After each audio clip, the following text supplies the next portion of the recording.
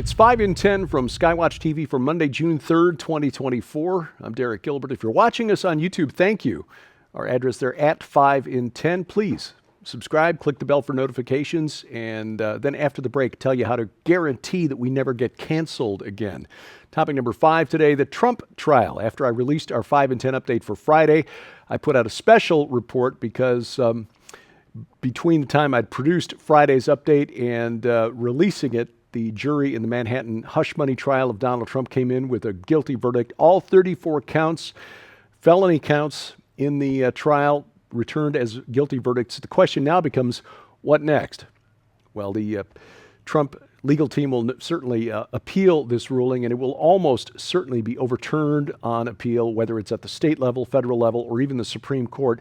At some point, as I said in my special report Friday, judges will look at this and say that Judge Merchan, the presiding judge in the trial in Manhattan, and District Attorney Alvin Bragg did not have the legal authority to do what they did. So while the Never Trump crowd, Democrats, are taking a victory lap right now, it will likely be short-lived. Trump will appeal. He will be vindicated on appeal, but the Biden campaign almost certainly to run now using the terms convicted felon to refer to President Trump going forward. Surveys showing that for most people involved, this really has had no impact on how they plan to vote for Trump's supporters, even some independent voters. If anything, it has pushed them further into the Trump camp. I don't think it has had the impact that the Biden administration was hoping, which was to convince independent voters to turn against President Trump. I think the bigger issue here, though, is the impact on the United States and our political future going forward. Even if you don't like Donald Trump, and that's certainly understandable, he is a deeply flawed human being with a lot of baggage. I get that. But even if you don't like Donald Trump, if you cannot see how this corrodes the political glue that holds this nation together, then you are just really, to be blunt, you are ignorant. This is the kind of thing that will tear the country apart. In fact, looking back historically, this is exactly the kind of thing that tore the Roman Republic apart and led to the creation of the Roman Empire. Julius Caesar, who had been serving as consul, during which time he was immune to prosecution. His term as consul was expiring, and the opposition parties who were concerned that Caesar was just too popular, wanting to take him down, were preparing to file legal charges against him after his term of consul expired. Now, he had asked for a special dispensation from the Roman Senate to run immediately for proconsul upon his term as consul ending. But they said, well, according to law, you've got to return to Rome and live as a private citizen for so many months in order to qualify to run as proconsul. And of course, during that time between the end of his consulship, the beginning of the proconsulship, he would have been subject to prosecution. So Caesar chose to return to Rome, but he did it at the head of an army. This is where the term crossing the Rubicon comes from, because when he crossed that river, the Rubicon, he essentially had declared civil war. And again, therein lies the difference between Julius Caesar and Donald Trump. Trump didn't cross the Rubicon, but they may be pushing him to do something like it. Not saying civil war is in our future. I'm just saying that if this is the future of the United States, every future president had better be prepared to start fighting for his political and legal life as soon as he is out of the Oval Office. In fact, I would bet right now there are Republican attorneys general and district attorneys who are lining up ready to file charges against Joe Biden the moment he is no longer president, whether that's in 2025, 2029, or somewhere in between. And that's not good for America. Topic number 4, no deal. Prime Minister Benjamin Netanyahu slammed the door on President Biden's new appeal, asking for Israel to accept a new ceasefire plan. Biden delivered a speech on Friday afternoon, mostly about pushing Israel to end the war. Netanyahu has made it clear that the war will not end until Hamas has been completely eradicated. Recent polls in Israel show that more than 80% of Israeli Jews now believe it is no longer possible to live peacefully side by side with a Palestinian state. So whether they support Benjamin Netanyahu or not, the vast majority of Israeli Jews, who make up about 70% of the population of Israel, agree that Hamas must be eradicated in order for them to live peacefully. Joe Biden pushing this agenda because he's between a rock and a hard place where many Muslim voters are in the swing state of Michigan. And of course, you've got the far left of the Democratic Party that is also pro-Hamas. He values his second term more highly than the survival of the Jewish state. By the way, pro-Palestinian protesters plan to surround the White House next Saturday. That is going to be interesting to see how that develops. Topic number 3, walking into World War III. 3 major developments in the war between Ukraine and Russia. First, the United States has given Ukraine permission to use its long-range missiles, the ATACMS system, to strike targets inside of Russia. Poland and the U.S. said that they would hit all of Russia's forces in the Special Operations Zone if Moscow uses tactical battlefield nukes. And finally, President Putin has signaled that he expects NATO to escalate the war in a major way by this summer. Now, this is all bad enough, but over the weekend, Ukraine struck at Russia's early nuclear warning systems. 2 of them, in fact. Russia confirmed that 1 had been hit. Kyiv says it struck a second. These structures detect incoming intercontinental ballistic missiles. This is the kind of thing that the U.S. could launch as a first strike against Russia. Taking those out would essentially blind Russia to a potential first strike. This is a major escalation.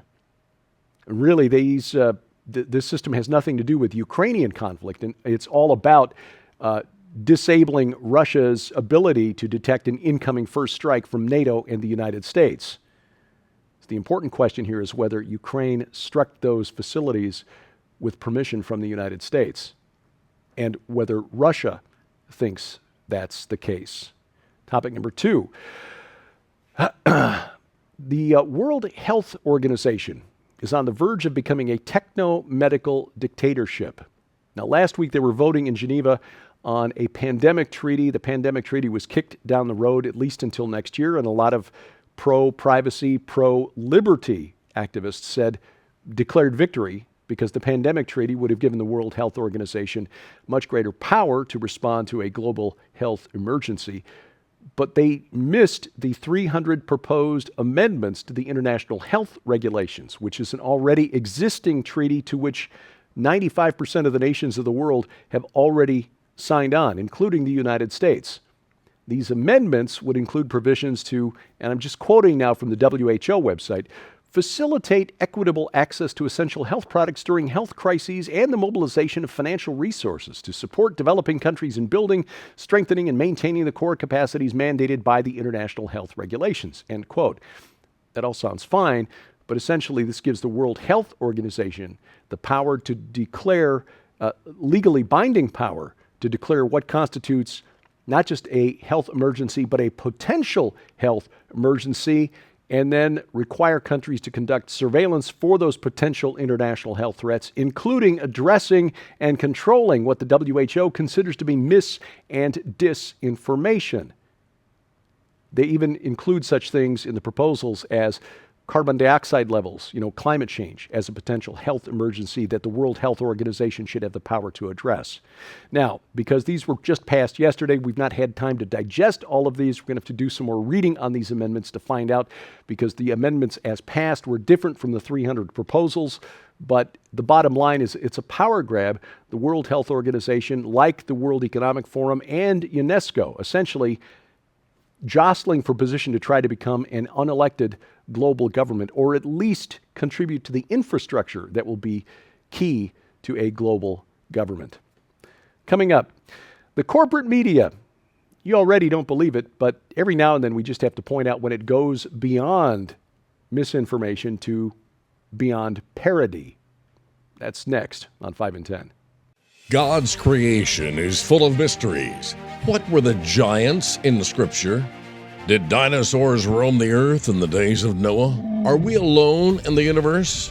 Join speakers Derek Gilbert, Rudy Landa, Michael Hoggart, Greg Patton, Mac Dominic, Josh Davis, and Micah Van Huss to explore the topics your Sunday school teacher didn't talk about at the Mysteries of the Bible Verse event in Cincinnati, Ohio, June 7th and 8th. Item number 1 today, Alvin Bragg, Manhattan District Attorney, the reluctant prosecutor. That's according to Politico in reporting on the guilty verdict returned in the hush money trial of Donald Trump. Politico calling him the reluctant prosecutor. He didn't really want to prosecute Donald Trump, but he just made Donald Trump a felon. Really? Because we remember during his election campaign, he actually campaigned on a promise to get Donald Trump to prosecute. They found the criminal, they're going to find the crime, and that's what DA Bragg did. Calling him the reluctant prosecutor is Politico's hope that you and I have really a problem with anything beyond short-term memory. He ran on a promise to prosecute Donald. That didn't sound, again, the media, every now and then, unintentionally, wanders across the line beyond parody. This week on Skywatch TV, we continue our discussion of why we do what we do at Whispering Ponies Ranch. That is our partner ministry, and everything we do at Skywatch TV is to raise funds to operate that facility for children in foster care in need of the love of Christ. All of us need Jesus, but these children, age 9 to 11, statistically speaking, at much greater risk of living the kind of life you would not want for your children or grandchildren.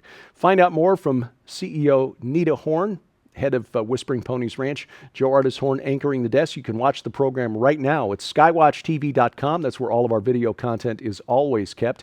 You can also catch it right now over the air. Our broadcast schedule posted at skywatchtv.com/channels. Roku, Apple TV. If you've got a set-top box, make sure you've got the Skywatch TV channel on it. You can also catch us on our video the video platforms, rumble.com/skywatchtv, and we're back on YouTube, youtube.com/@skywatchtelevision. Catch it there, but better yet, make sure we never get canceled by downloading our free mobile app, our smartphone or tablet app for iOS, Android, Amazon Kindle Fire devices. We have links to all of those app stores at our website, skywatchtv.com/app. Bypass the gatekeepers of big tech. Make sure we never get canceled again. Thank you for watching as we keep watch. I'm Derek Gilbert. This is 5 in 10 from Skywatch TV.